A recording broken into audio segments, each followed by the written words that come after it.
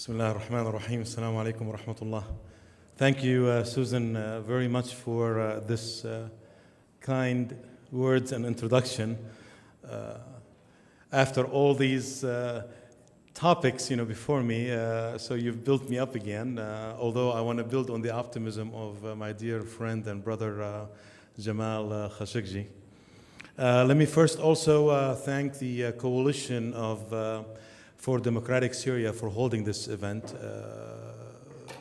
Thank you very much. This is important to keep the spirit and the revolution, the spirit of the revolution alive. Let me also thank Myrna,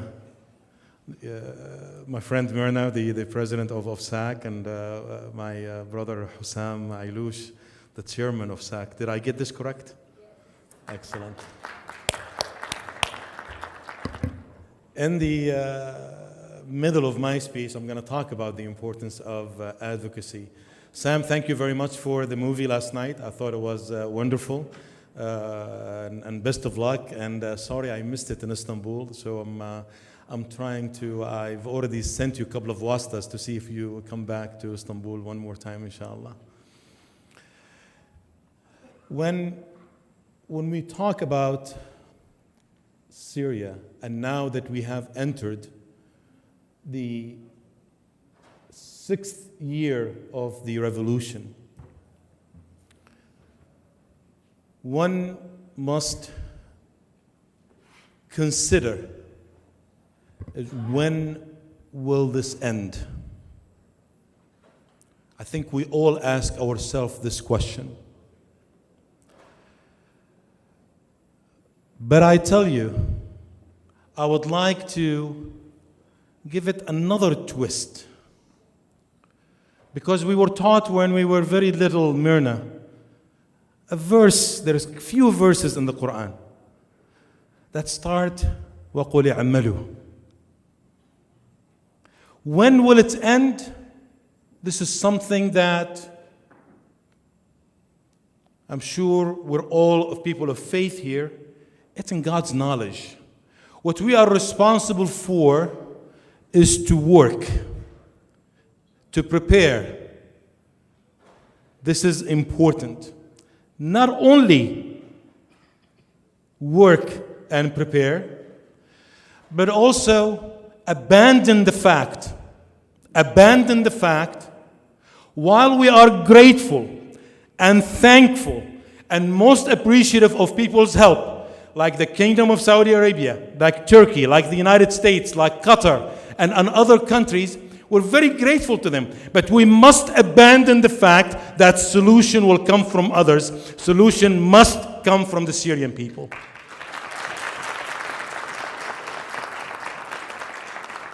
When we combine these two concepts together, the concept of working that is based upon a foundation that is rooted deep in our faith, وَقُلِ اعْمَلُوا, work, and the fact that we believe we're going to create our own success, right? How many times we've heard motivational speakers and they tell you, create your own success. Well, I'll tell you what, if there is a time for Syrians to create their own success, it is now. Don't despair by the fact that the revolution, it is what it is right now. This is a blessed revolution. I share again the optimism of my dear brother and friend Jamal. This is a blessed revolution. A revolution after which, count with me, started against the Assad regime. Then, when he couldn't quell the revolution, he sought the help of Iran, and they gladly came into his aid. And they brought with them Hezbollah, and they brought with them the militias. And then all these people, they couldn't do it, so somehow they created Daesh for us. Right? And when Daesh couldn't do the job, they brought the Russians. I've counted 6 so far, and I can do more. And what happens? Just few days of not cessation, reduction maybe of the bombardment. Over 113 demonstration spots in Syria in the matter of a few days. This is a revolution about freedom. This is a revolution about dignity. This is a revolution about justice and a revolution about building Syria. Make no mistake about it. Everybody around us wants to wrap it in this gift wrap. They call it terrorism. Well, I tell you, I'm going to say two things to that. One, Syrians specifically have shown a wonderful example, and they were the leaders in fighting terrorism when they kicked Daesh out of Idlib. This is before the countries realized that something needs to be done about Daesh. They were asleep. Syrians were aware of that.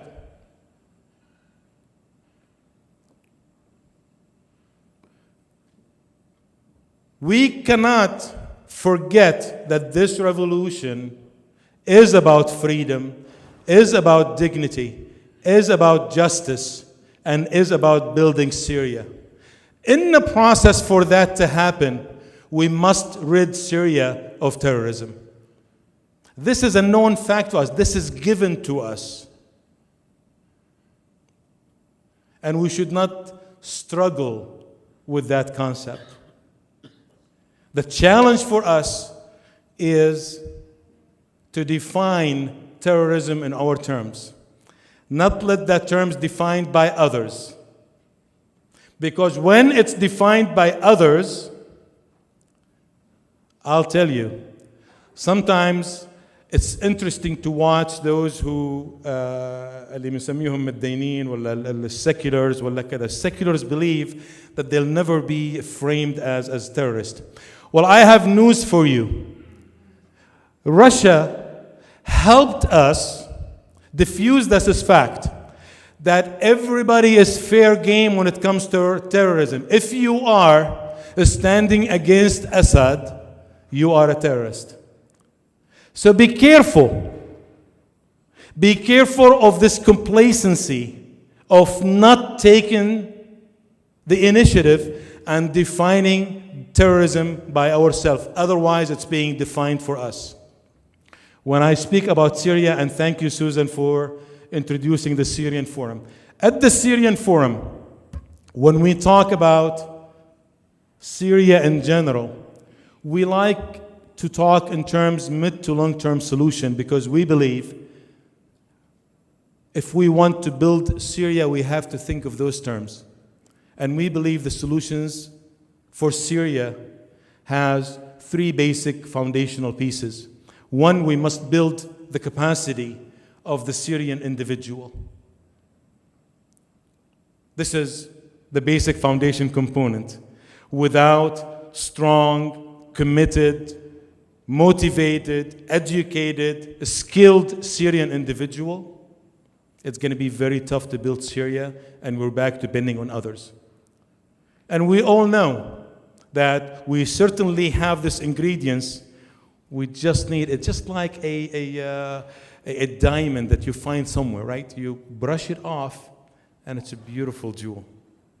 And that's the example of the Syrian. There is some dust right now. What we need to do is brush it off, prepare this wonderful, lovely individual to lead us and start building Syria. We talk about building the capacity of civil society organization. Syrians have come out 50 years out of being systematically prevented from organizing. And we know the importance of civil society organization in the life of people. Actually, they play a significant role, a complementary role to any government. But what we found ourselves when the revolution started, generally speaking, we're not ready. We found ourselves, we were not prepared. Those wonderful, beautiful souls that started chanting against tyranny, whether they are from Dar'a or Daraya, like we saw in the movie yesterday. I'm wondering if they thought that there are people behind them will be able to pick up the pieces and get organized. I don't know what they were thinking. But the fact of the matter is, and here I'm not trying to be negative, this is just trying to diagnose and at least understand the situation as it is. We found ourselves that we were not ready. So what we need to do, we need to practice, right? Our physicians here, they know this very well, right? And now my son is going through medical school, so I know what practice means, right? They put him through a lot of practice to get ready.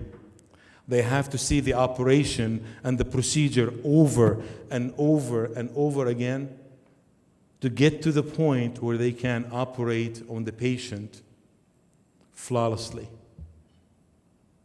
What we found ourselves really, we did not know how to prepare, and we were out of practice. So we must build our capacity, the capacity of the civil society organization. And last but not least, if we want to prevent dictators from taking hold of our country in the future, we must enable and build the capacity of our local administrations. It's important. We can no longer rely on a central dictatorship government. And don't take me wrong, I'm not proposing any solution right now, but we must be able, we must be able to plant the seeds of democracy at the local level. What do we say here in the US? Politics are local. It's no difference. It's no different over there. What we need to do is encourage this local politics, encourage local villages to take control of their villages and provide basic services, being water, being education, being health, being electricity. This is important for people to organize. Not only that, our brothers have shown that they are capable of doing that. Look, before Daesh, look at Deir ez-Zor. Deir ez-Zor, they organized 144 local councils. Look at Aleppo, an excellent example. 3 elections of the provisional local council of Aleppo. 3 elections. So at least they have mastered of turning the power from one group to another. Look at Idlib, at least they went through election twice. Look at Dar'a. Dar'a, we have an excellent example of coordination between the civil society organization and the local administration, and also the Free Syrian Army. It's a wonderful picture of an example of how these 3 entities that we think they'll never get together and coordinate, and they're able to coordinate. Why am I saying that? It is possible. What we need to do is enable our people at the individual level, at the civil society level, and at the local administration level. Let me give you an example, and I hope you don't take it wrong, and I'm not trying to promote our organization. We have practiced this at the Syrian Forum. And when I talk about enabling, I'm going to give you a definition of what we believe is enabling of the civil society organization.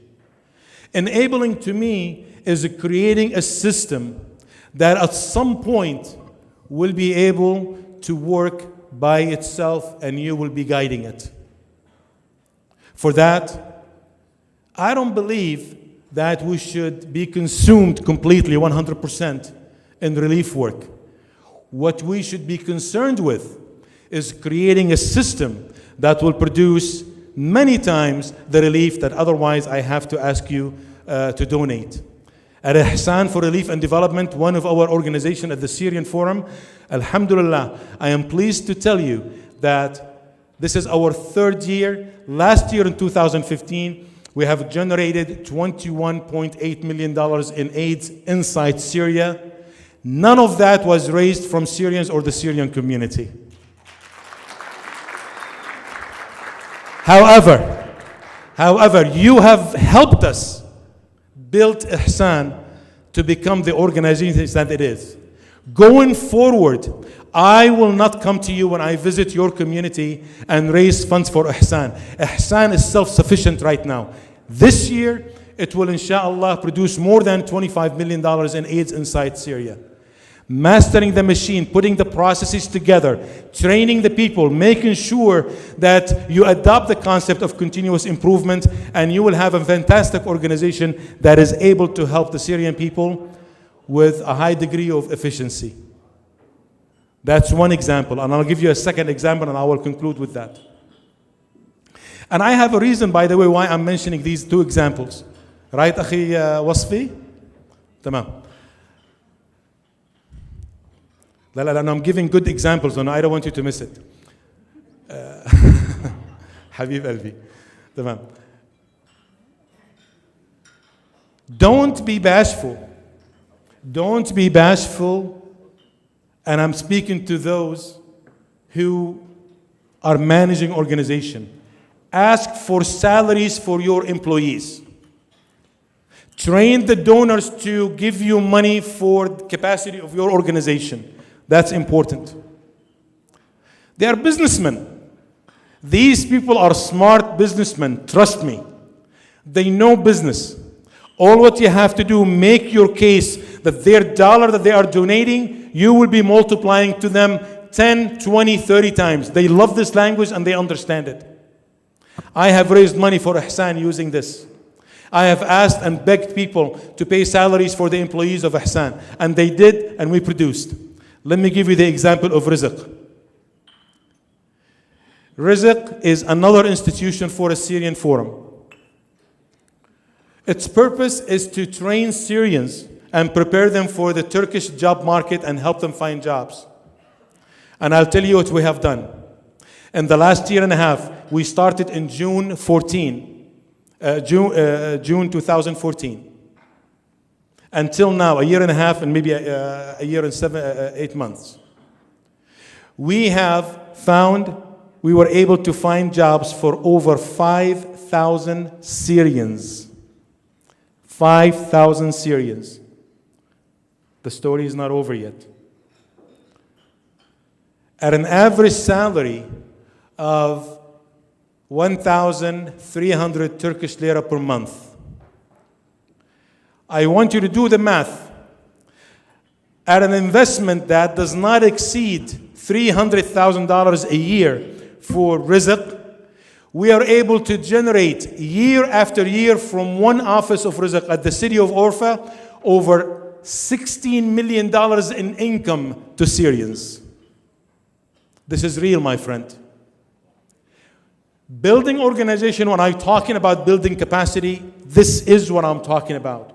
Is building it correctly such that 5 years, 10 years from now, when we have an opportunity to start building Syria, we find ourselves ready. Having said that, the opportunity of building Syria started already. So what we need to do is prepare, equip ourselves, and I am confident and I have full trust in Allah subhanahu wa ta'ala that this opportunity is coming and is not too far from now, and inshallah we will build Syria together. Shukran jazeelan. Assalamu alaikum wa rahmatullahi wa barakatuh.